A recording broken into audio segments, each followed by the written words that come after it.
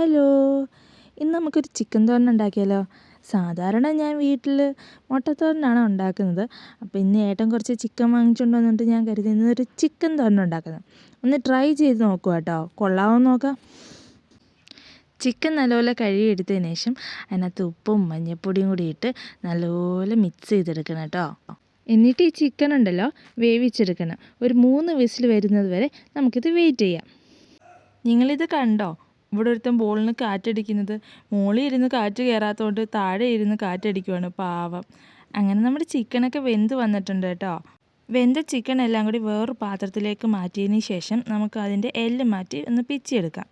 അപ്പം ഞാനിവിടെ ചിക്കൻ എല്ലാം പിച്ചി വെച്ചിട്ടുണ്ട്. ഇനി നമുക്കിതിന് വേണ്ടിയിട്ടുള്ള ഉള്ളിയും തക്കാളിയും എല്ലാം ഒന്ന് അരിഞ്ഞെടുക്കണം.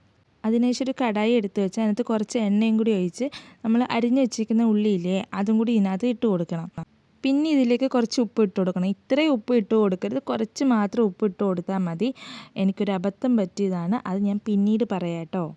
അതിനുശേഷം നമുക്ക് ഇതിനകത്തേക്ക് ഇഞ്ചി വെളുത്തുള്ളി പേസ്റ്റ് ഇട്ട് കൊടുക്കണം. അതൊന്ന് സോട്ടാക്കിയതിന് ശേഷം അരിഞ്ഞ് വെച്ചേക്കുന്ന തക്കാളിയും കൂടി ഇട്ട് കൊടുക്കുക കേട്ടോ. അതൊന്ന് വഴന്ന് വരുമ്പോഴത്തേക്ക് നമുക്ക് മഞ്ഞൾപ്പൊടി, മുളക് പൊടി, മല്ലിപ്പൊടി, ഇച്ചിരി ചിക്കൻ മസാലയും കൂടി ഇട്ടതിന് ശേഷം നമുക്കൊന്ന് സോട്ട് ചെയ്തെടുക്കാം കേട്ടോ. അതിനുശേഷം നമുക്ക് ഈ ചിക്കൻ സ്റ്റോക്കും കൂടി ഇട്ട് കൊടുക്കാം കേട്ടോ.